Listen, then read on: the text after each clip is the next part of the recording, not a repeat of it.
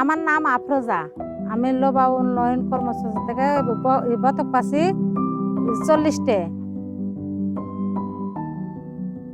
বতকের ঘরও পাচ্ছি, এতে বতকের খাবারও পাচ্ছি। তার থেকে বতকের ডিম বেচে আমি একটা ছাগলও কিনেছি। তারপর আমার স্বামী প্রতিবন্ধী, আমি একটা দোকান করি। মহিলা হয়ে হাটের থেকে বাজার থেকে সব আমি এয়ারটেল কিনে আসি, দোকানের জিনিসপত্র কিনে এসে আমি বিক্রি করি।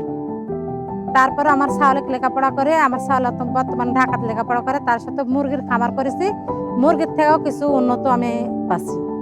তারপরও আরো বড় হওয়ার আমি চেষ্টা করতেছি, যে এগুলানের থেকে আরো কিছু উন্নত করব।